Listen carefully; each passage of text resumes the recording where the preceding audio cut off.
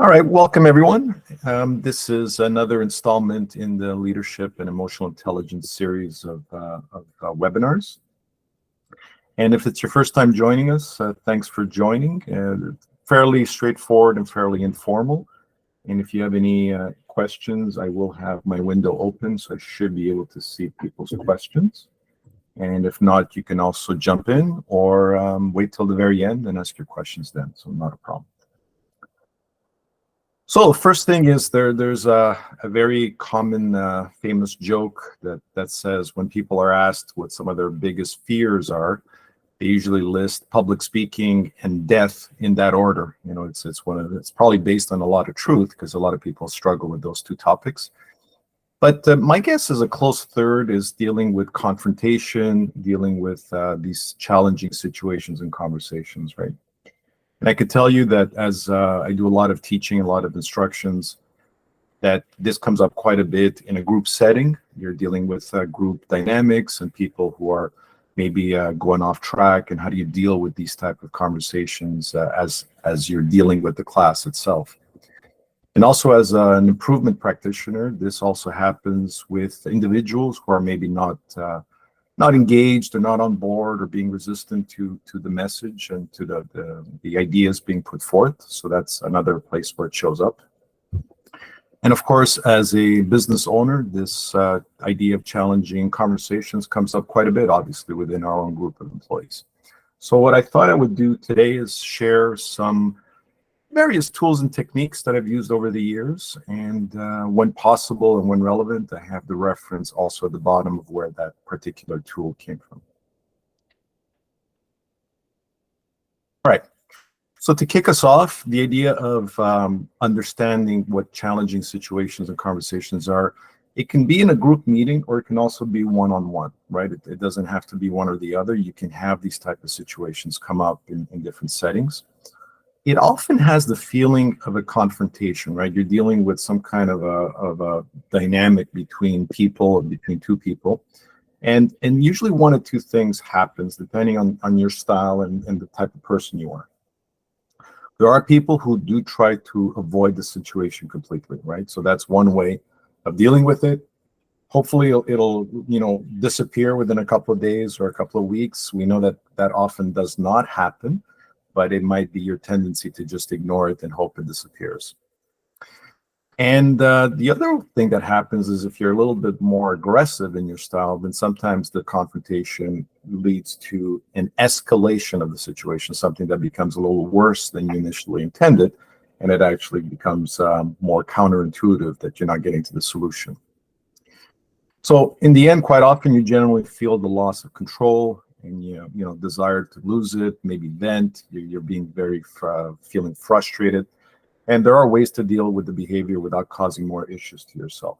So let's have a look at a few of them.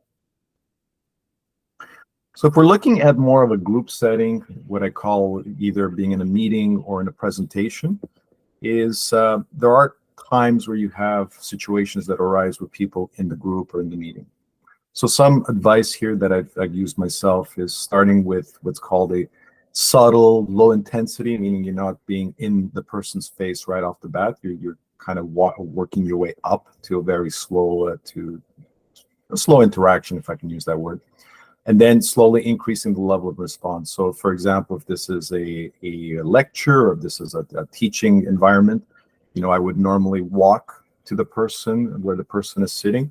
So instead of just addressing it from the front, you're actually making your way closer and closer to the person to address some of the issues or maybe some of the questions.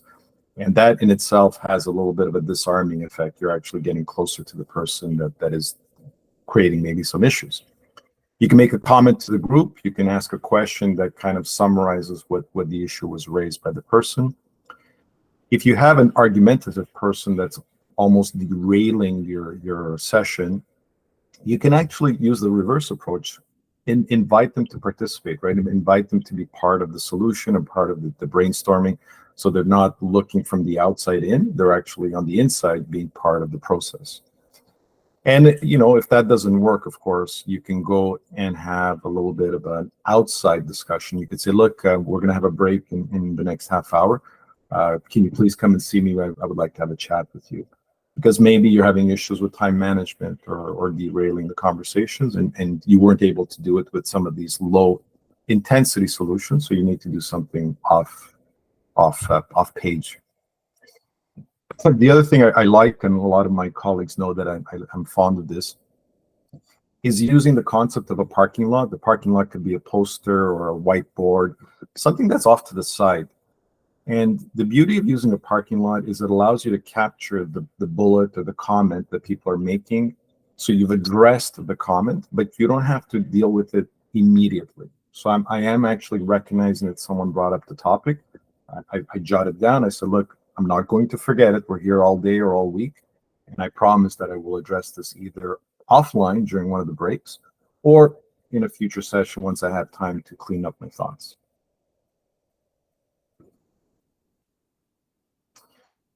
Quite a few different subsections of this topic, and one thing that I recognized around the Falconbridge, which I used to work for them, is when we were learning how to do operational and continuous improvement, they gave us a lot of skill sets and a lot of tools to deal with people, to deal with, whether it be challenging situations or change management. So what I did is I grabbed a couple of the ones that I thought the most interesting to share today. So again, in this kind of a group environment, you may have someone who is overly talkative, right? You can have somebody that's overly talkative. And what you see in the middle column is you need to think, when you're in front of this group, you need to think, well, what was some of the reasons? What are some of the context? So this person may be very well informed or just being very eager. And by being very eager, they tend to jump in quite a bit and want to be over participating.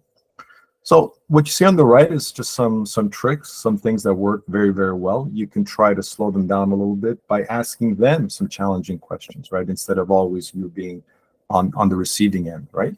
You can have other people jump in as well. You can have those people contribute an idea, one thing at a time.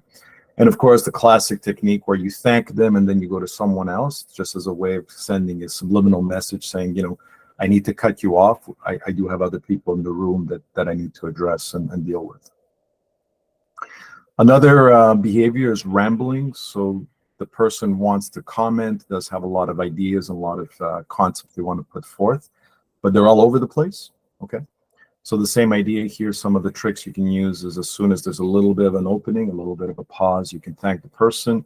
You can compliment the person by restating some of the good points that were raised and then move on, right? You can use things like, oh, that's very interesting. Again, my trick of the parking lot. And it's not paying lip service. I do intend to address the parking lot, but I'll do that on my own time, either when I'm better prepared or during a break when I could do this just one-on-one with the person. The flip side, you can have someone who just perceived to be very disinterested, right? They're kind of disengaged, they're sitting in the back, perhaps doing something else. One explanation possibly is that they may already know the contents, or they think they know the contents. There is another explanation. Maybe they were forced to attend by their boss. Try and think this through, right? If you have a little bit of time during the break, are you meeting their learning style needs is one of the comments. Especially when you're dealing with adult learning, we all learn differently. Sometimes people want videos, some people want exercises, some people want to go to theory. Keep in mind that if you have a few people that seem disengaged, maybe you haven't incorporated some of these different techniques in your messaging, for instance, right?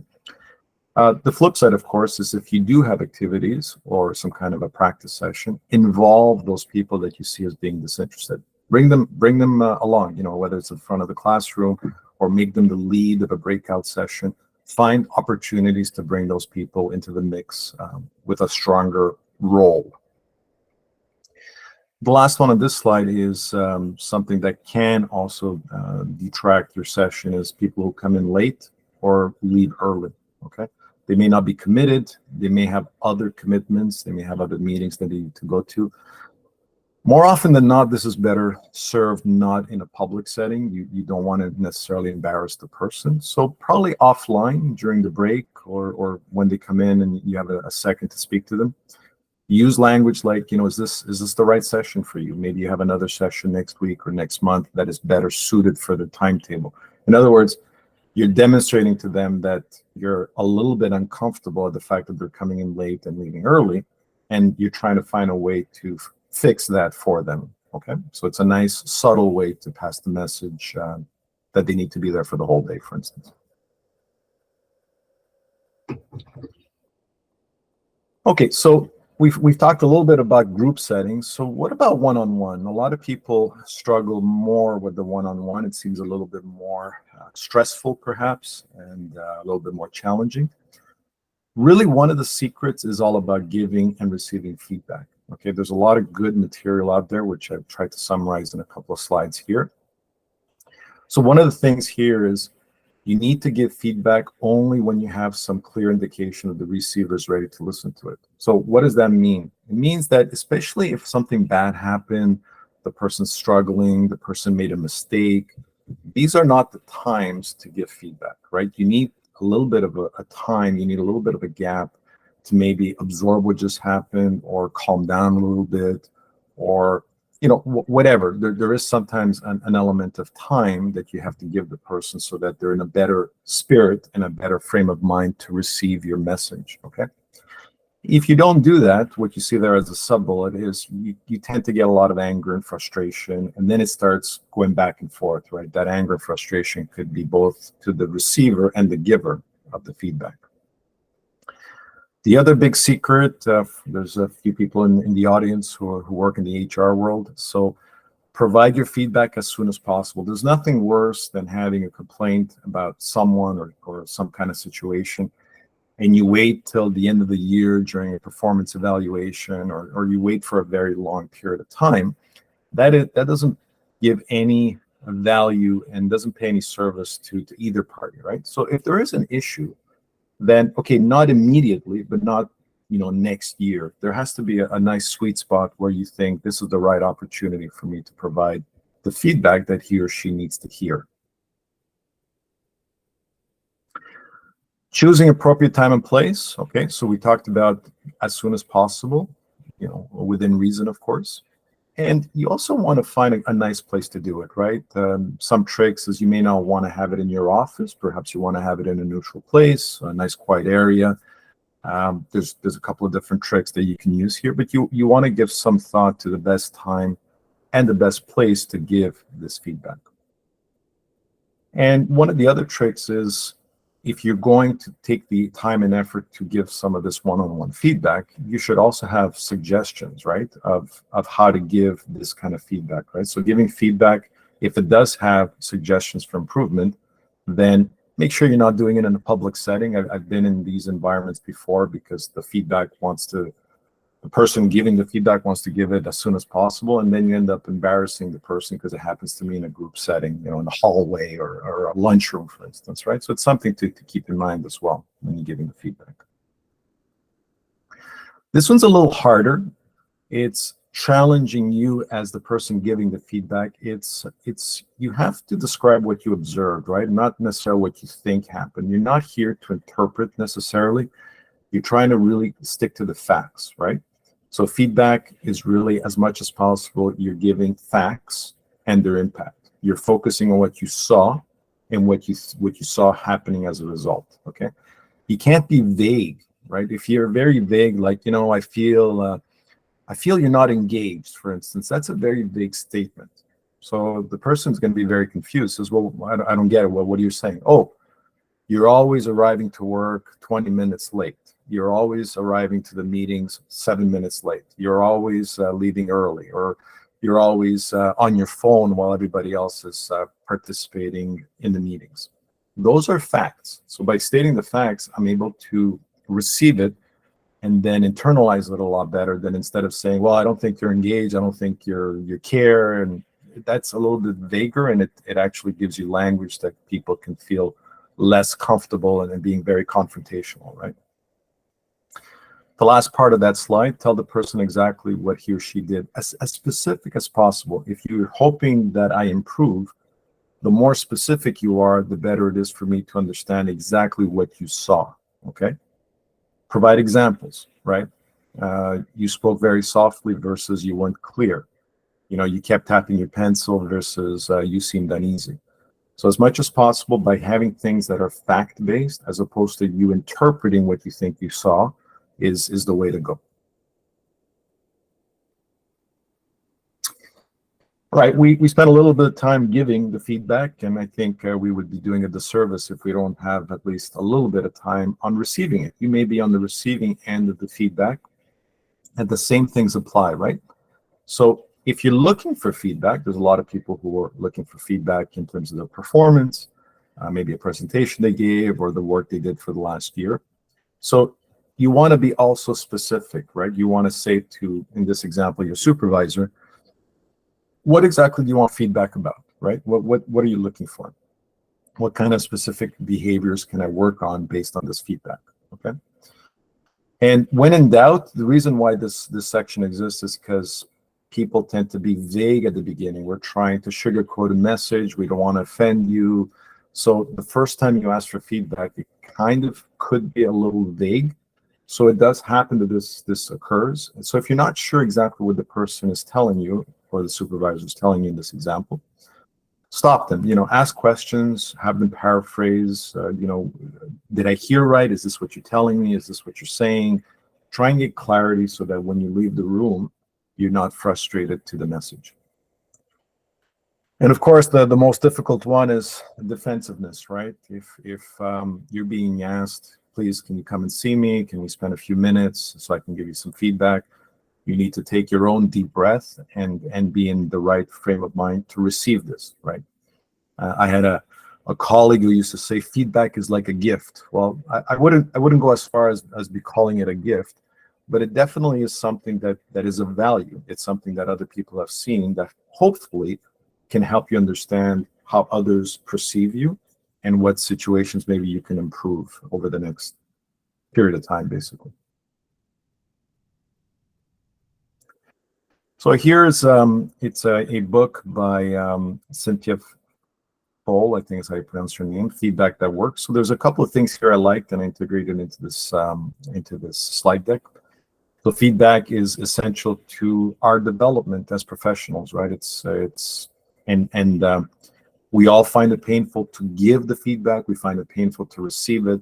So once you can get past that, then we know that we're both in the same boat in terms of the giver and the receiver.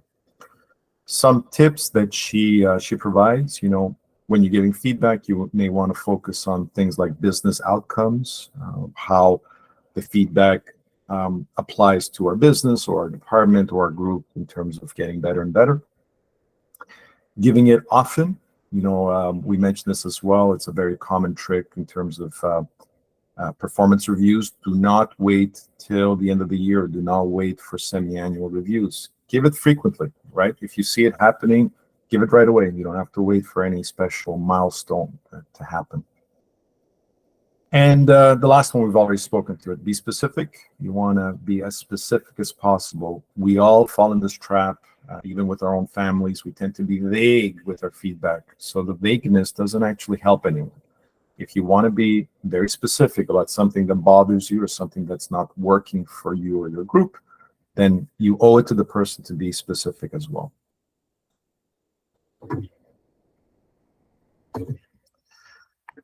This is a side topic. So when we talk about confrontation and giving feedback, there is something you need to keep in mind of, that if you are, for instance, a supervisor or in charge of a project, you need to be a little bit aware that possibly you are the problem, right? So maybe someone is not coming to you and giving you feedback because you're in a position of authority, and you may be the leader, you may be the source of the problems. So here, there's another publication called Talent Matters. Are you a nightmare to work for? And here, just a few little tips or a few little triggers that if you see any of this happening, it might be an indication that the problem is possibly with you, okay?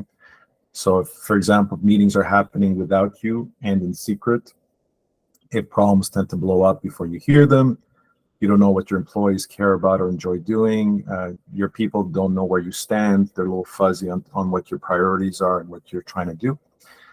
And the big one, the fifth one there, is no one disagrees with you, right? This is kind of tricky. We think, my people must love me because I never have anyone disagreeing with my messaging. Yeah, if you're not getting any disagreement at all, that might be a bad sign, right? If you have that situation, it might be that they're not comfortable to connect with you, for instance. Yes, Karen. Just a comment that I've seen happen in the past before. Be aware culturally of difference in communication style. Certain cultures, it's very disrespectful to make eye contact with somebody who's in a leadership position and is more senior than you, Yes. and to give direct feedback. So if somebody is from a different culture and you're sensing that that's not a comfortable spot for them to be, you need to dig a little bit deeper on that, to try and encourage them to tell you what's really on their mind. I love that, Karen. That's a fantastic observation. We had in other work environments, I had the pleasure of getting some of these cross-cultural trainings, and I had the privilege of going to Indonesia and Brazil and some of these other places. And you're right, knowing a little bit of how the culture is and whether they're comfortable interrupting you, comfortable challenging you. These are all things that might lend itself to getting the wrong interpretation of a situation. So yeah, exactly. Right. Yeah, excellent. Thank you, Karen. Okay. So there's if you see some of these things happening and you might be in this situation, you may ask for feedback, you may ask for help, or you may pull one of your group or employees to give you some heart-to-heart feedback on what's going on. So that's a little bit of a summary of what I wanted to give you, a little bit of a taste on some of these tools on dealing with confrontation. And a lot of times this stream or this work stream of leadership and emotional intelligence are often called non-technical skills. Whatever you like calling them, they're things that all of us need to make sure we have in our toolbox, right? The social skills, the emotional intelligence, they're very, very important, because if you just focus on your technical stuff, whether it be managing a group or improving a situation or problem solving, if you don't have this part, you tend to struggle, and people tend to struggle quite a bit without these tools, right? And we have, obviously, in the company, we have a wide variety of these tools. And today I just spent 20 minutes showing you a few things dealing with challenging situations and conversations. Keep in mind that these are not things that happen. We think that they happen normally on big milestone events or big meetings. They can happen on any routine day-to-day. The idea of confrontation and challenging conversations happen in any kind of mix, and we just have to make sure we're comfortable enough to both give the feedback and receive it at the same time. And the idea here, depending on your work style, is to try to find ways of reducing challenging incidents, right? Is a way of recognizing if things are about to happen and how to, de-escalate it and just have a normal conversation between two people or the instructor, for instance, in a group setting. So those are some of my high-level takeaways that I wanted to share with the group. So I will end here. I will, while I open this up for questions, I'm just going to issue a very small poll question just to give me an idea if you enjoyed the webinar. But is there anybody who wants to add anything or give your own experiences with challenging situation conversations?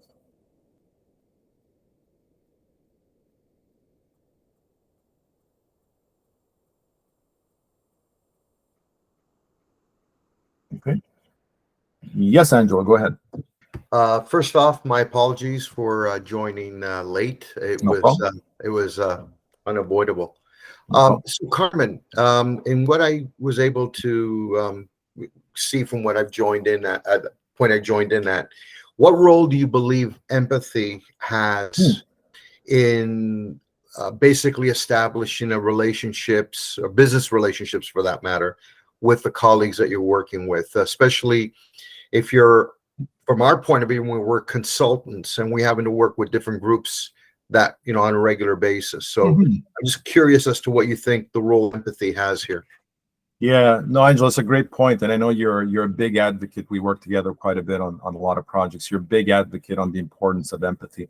So I would say the link with feedback is, sometimes the person, let's pick a person who's in a position as a consultant or as a manager, you can be a little bit aggressive. You can feel like you're in charge, and therefore everyone has to follow your way, or the highway, as the saying goes. But when you, Angelo, feel that the importance of empathy is because as soon as you have that in you, then the feedback is also very respectful, right? So the feedback I'm giving is not because I'm trying to punish you or I'm trying to embarrass you, right? I'm finding the right positions, the right situations, so that you're getting something out of it and I'm also getting something out of it, and in the end, we're all in a better place. So I know that you're a big fan of that, and I think that's a very, very important descriptor of being able to give good feedback to people. Thanks, Carmen. Yeah, no problem. A great Thank you. great point. Thank you for sharing. Anybody else?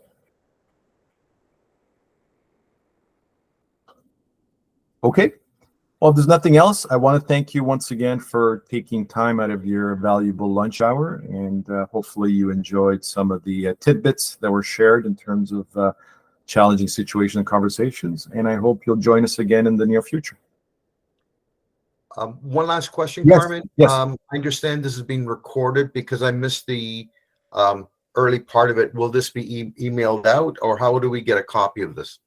Yes, good question. We will be contacting our IT department. I know we will. The intent is to share it. I just don't know exactly how right now. But yes, I'll make sure that you didn't miss very much, Angelo. But I'll make sure that you have a copy of the link. Great. Thank you.